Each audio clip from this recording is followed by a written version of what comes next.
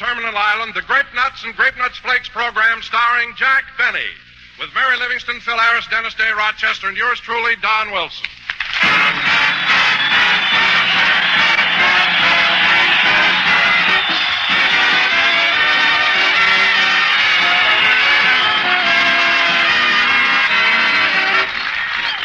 Would you believe it? I've just discovered Homer Blunt is, well, he's a shirker. Now, don't misunderstand me. Homer doesn't shirk his work, not that guy. But do you know what that poor egg does? He shirks breakfast, takes it on the sip and run. Now, listen, Homer. It's mighty important for you to get a good breakfast every morning. Remember, you haven't had anything to eat for the last 10 or 12 hours. Why, nutrition experts say morning's the time we should get at least 1/4 of our entire day's nourishment. And they also tell us the adequate breakfast should include a cereal with whole grain food values. Well, that's Grape Nuts and Grape Nuts Flakes for you. 2 delicious cereals that are crammed full of whole grain nourishment. Iron, niacin, and vitamin B1. Yes, and what downright good eating Grape Nuts are. Crisp and crunchy. And Grape Nuts Flakes, tempting toasty brown flakes. Both with the same distinctive sweet-as-a-nut flavor. Now, don't be a homer, friends. Eat a good breakfast. Do a better job. And for a treat that can't be beat, feature Grape Nuts or Grape Nuts Flakes.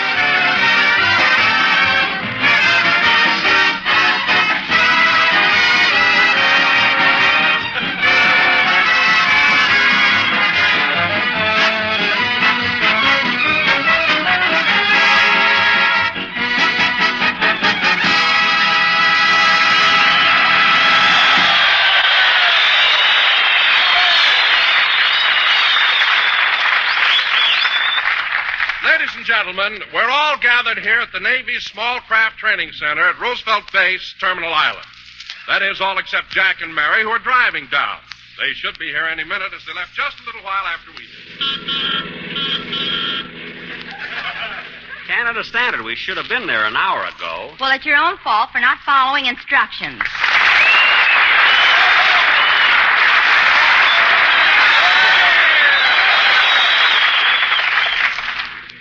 Gee, I hope we get there in time. Yeah. You know, Jack, we've played lots of Army camps and Marine camps, but this is the first time we've been to a Navy base this year. That's right, isn't it? Well, I'm glad we're going to Terminal Island today because there's something I just love about a Navy base. Really? What is it? Sailors. Oh, Mary, when we're at an Army camp, you love soldiers. When we play for the Marines, you love Marines. Now we're going to a Navy base, and you say you love sailors. What's the matter with you? Look, Jack, a uniform is a uniform as long as it isn't empty. Well, I can understand that, Mary. When I was in uniform in the last war, the girls were nuts about me, too. What babes? That was 25 years ago. It's about time you gave them up.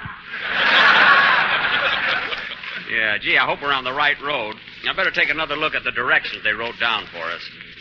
Here it is. Follow Highway 101 to San Pedro.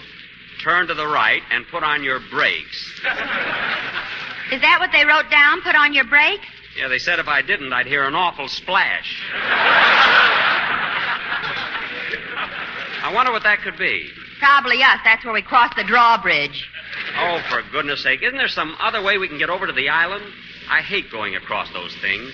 Jack, it's a drawbridge, not a toll bridge.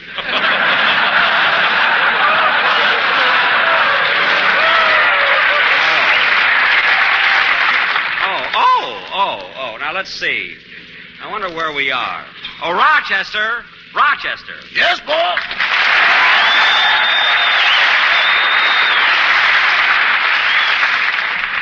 Rochester, do you have any idea where we are? Well, let me see. An hour ago, we were in Wilmington. Uh-huh. 2 hours ago, we were in Cucamonga. Uh-huh. 3 hours ago, we were in Azusa. Well, where are we now? 3 hours from Azusa. Oh, for a minute I thought we were lost. Now, Rochester, while we're doing our show, put some gas and oil in the car and fill the tires with air. Oh, boss, not air from Terminal Island. The tide's out. Well, why not? Well, have you got a cold? Yes. Then I'll never be able to explain it to you. What does he mean, Mary? Well, Jack, Terminal Island is where they have so many fish canneries. Oh. Why don't they do something about it? They do. It's the proving grounds for gas masks.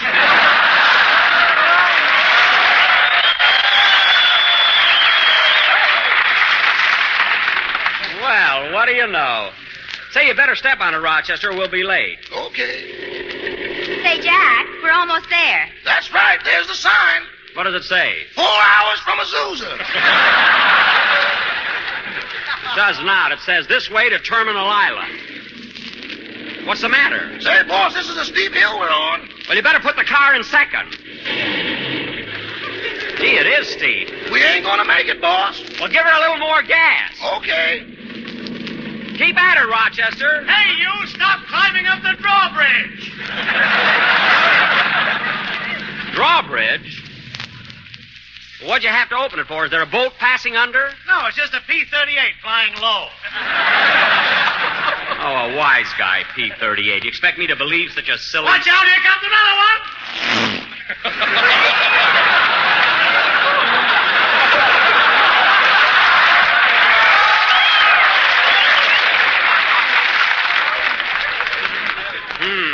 Now, what were you saying, buddy? Nothing. Look, Mary, the bridge is closing.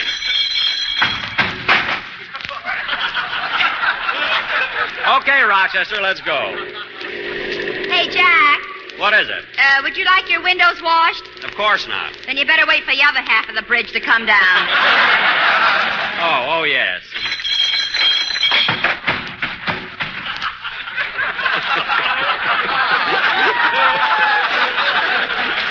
It's all right now, Rochester. Go ahead. Of all the silly things, having a drawbridge there. And Rochester, Uh-huh. drive straight along here till you reach the sentry gate with the big sign that says stop. Yes, boss. I wonder what happens if you don't stop. There ain't no one alive that can tell you. Well, you better start slowing down. There's the sentry. Halt. Who goes there? I'm Jack Benny. Don't antagonize him. Mary. I hate to trouble you, Mr. Benny, but I'll have to see your pass before I can let you into the naval base. Oh, yes, sure. See, Mary, no matter how important you are, you've got to have a pass. Now, let's see. Where did I put it? Maybe it's in your wallet. No. In your change purse? No, I didn't put it there. In your money belt? No, I didn't put it there either. Under your toupee? No. Oh, stop. Say, I think I left my pass in my other suit. Your other suit, boss? Yes, in the inside coat pocket. Well, sure enough. Here it is.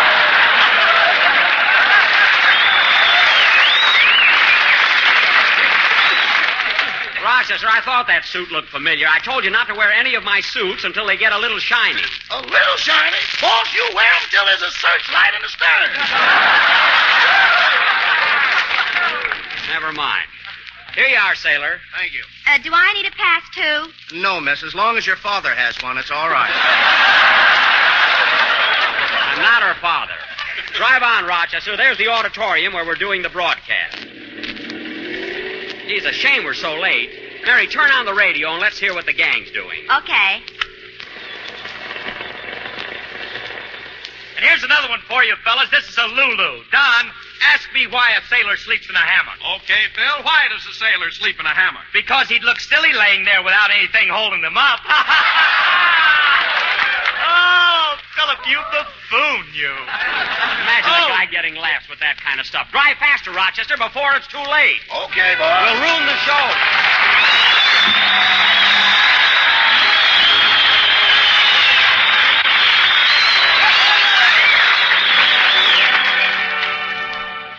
Long ago, my heart and mind got together and designed a wonderful girl for me. Oh, what a fantasy!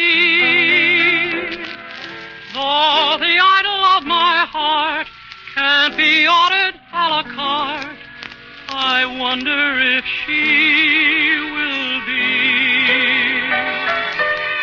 always a fantasy.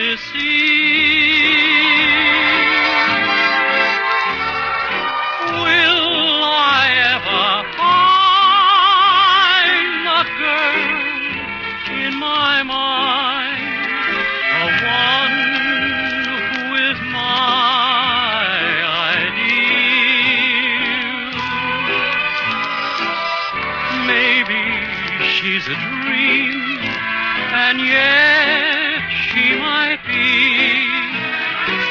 just around the corner, waiting for me. Will I recognize a light in her eyes that no other eyes reveal?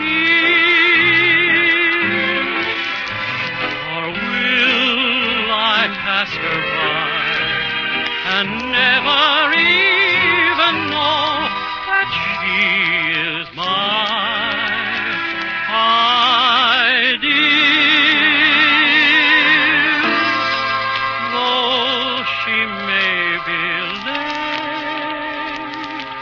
I'll trust in fate, and so I'll wait for my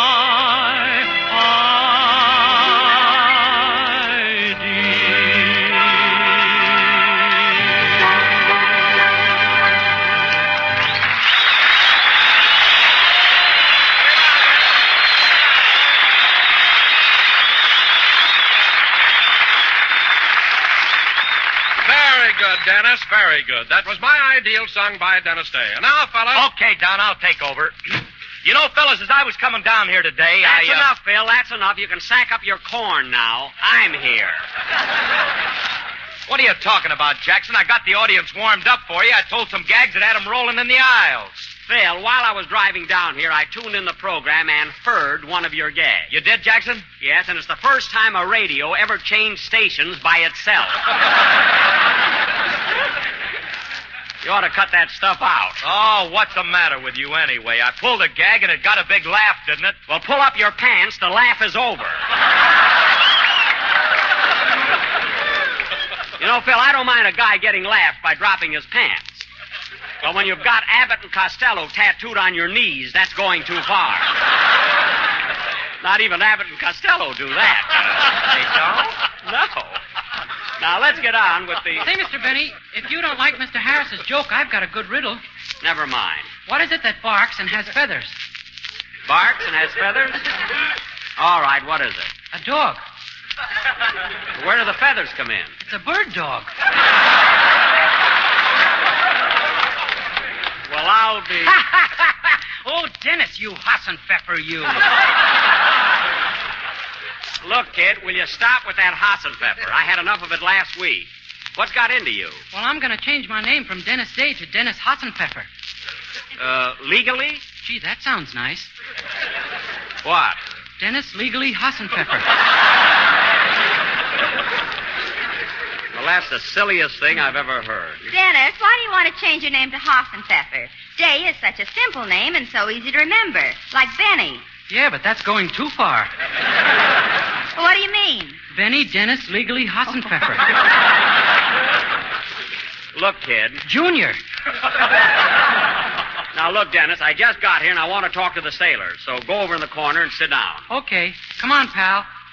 Dennis, who are you talking to? Legally.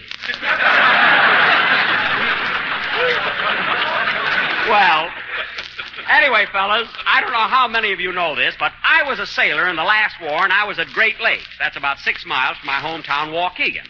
And I'll never say, forget... Jack, do you mind if I interrupt you for just a moment? No, Don, what is it? Well, there's a friend of mine stationed here, and he'd like to say a few words.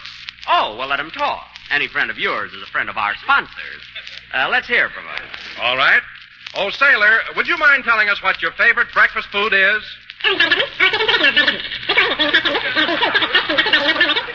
I know all that, but why do you like grape nuts and grape nuts flakes? Don, did he say grape nuts and grape nuts flakes? Yes, Jack. I could have sworn he only said grape nuts.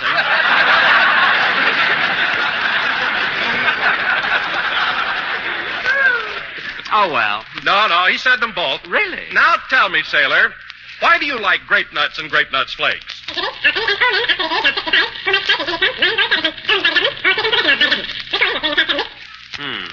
Well, you're right. They are crunchy and have that malty rich flavor.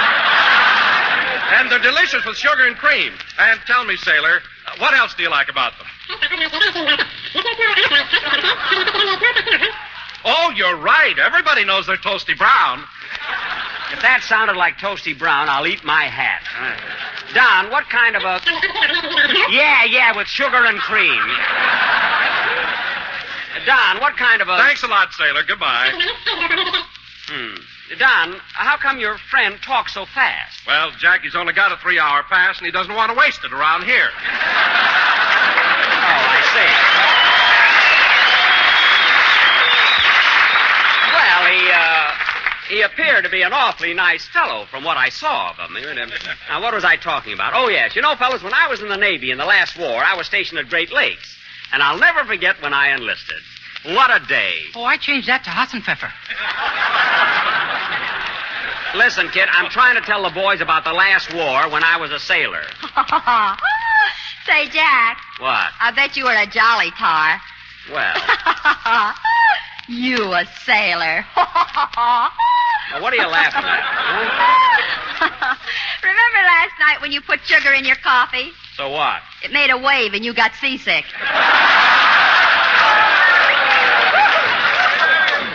Mary, did you make up that little joke all by yourself? Huh? No, one of your writers gave it to me. Well, if you just tell me which one, you'll save me a lot of money. Now, fellas, as I was saying, when I enlisted in the Navy... Say, Jackson, nobody's interested in what happened to you in the last war. They want to be entertained. Let Mary and me do a song. A song? Sure, you don't think the sailors just want to look at me. Well, did you and Phil rehearse a song? No, we're going to do it incognito. Oh, brother. Well, go ahead. Let me hear it. Come on, hit it, boy.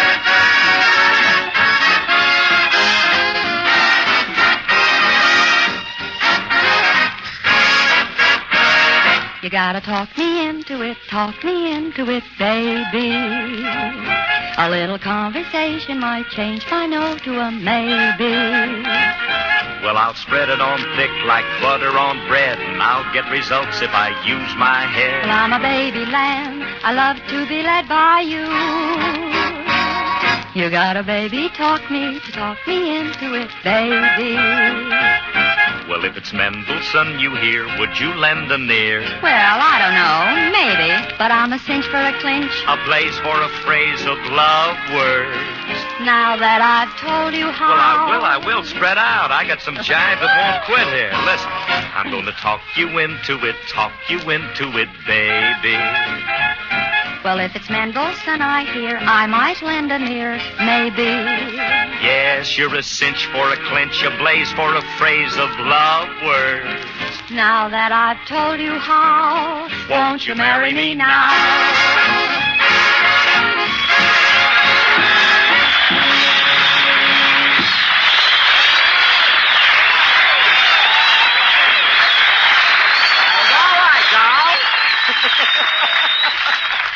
All right, don't be nervous. That was You Gotta Talk Me Into It, Baby, sung by Dinah Livingston and Phil Sinatra. Now, let's see. What was I talking about before your song? What you're always talking about, Jack Benny. Oh, yes. When I was in the Navy. Well, it's a long story. I'm not going to bother about it now. No, go ahead, Jackson. Tell them these sailors can take anything. No. They don't want to hear about it. Okay, let's forget the whole thing. Mary, that isn't patriotic. It was 1917. Our country was at war, and something kept pulling me to join the Navy.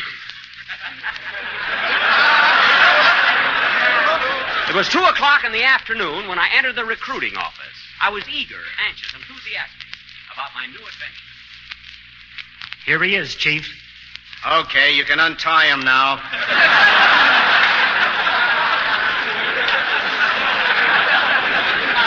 Now, wait a minute. I was coming here to join the Navy anyway. Now, we'll stick to the business at hand, young fella. First of all, your name. Jackie Benny. Your age. 16. 16? Yeah. How come you need a shave? If you didn't shave for 16 years, you'd need one, too.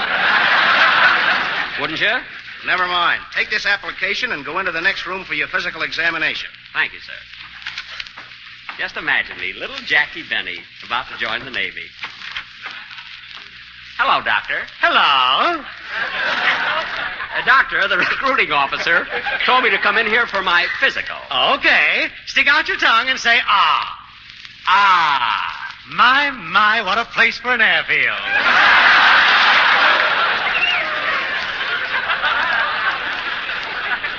An airfield? Why, that's the silliest thing.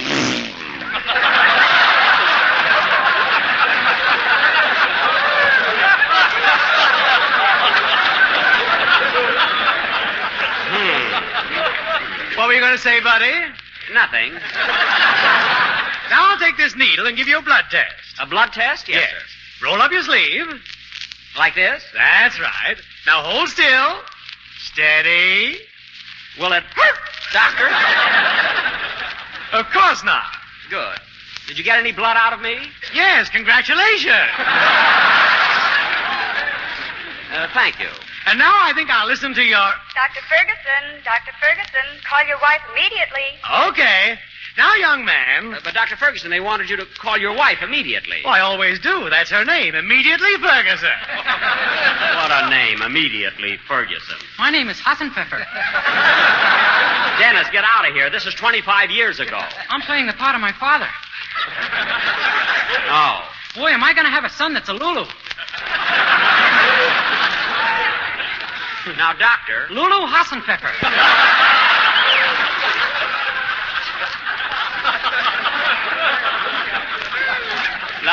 Now, Doctor... Just a moment.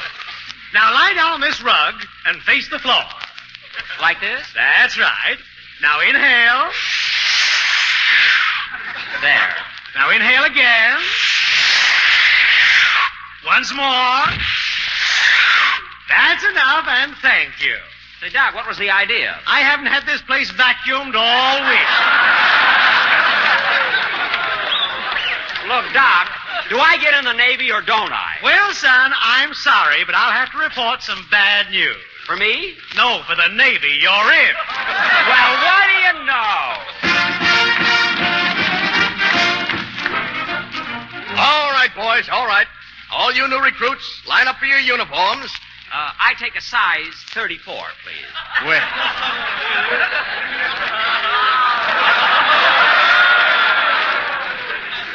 Really?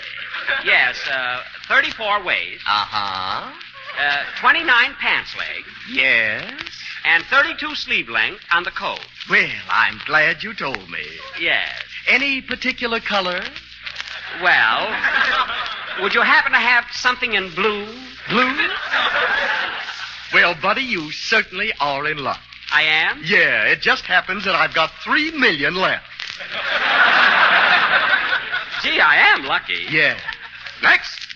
But, officer... Keep moving, keep moving. Where do I put on my uniform? Right here as you're walking along. As I'm walking along, but my old clothes. Oh, just drop them. We have chambermaids who'll come along and pick them up. Come on. Change your clothes, all of you. Oh, officer, I've almost got my uniform on. Good. Would you mind buttoning me up? That goes in front.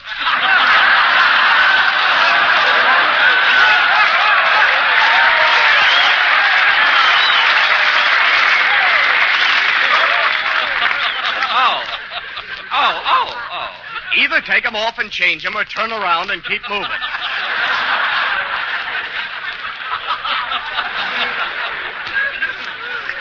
Yes, sir. And go over to that desk where it says assignment officer. Yes, sir. Gee, I'm a regular sailor now. Okay, buddy, stop mumbling to yourself and step up to the desk. Me? Yes, you.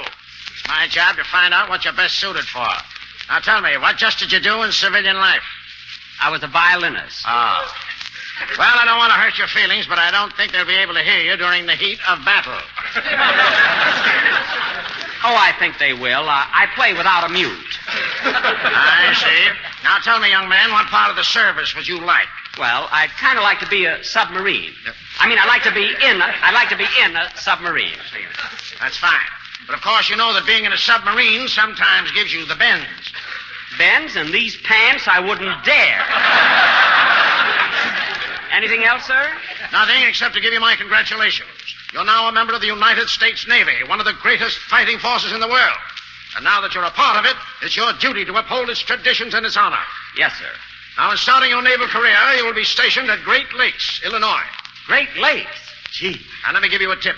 If while you're there, you work hard and do a good job, who knows but that someday you'll be sent to Terminal Island. Terminal Island? Yippee! Gee, I wonder where that is. 4 hours from Azusa. Oh, yes. Play, Phil.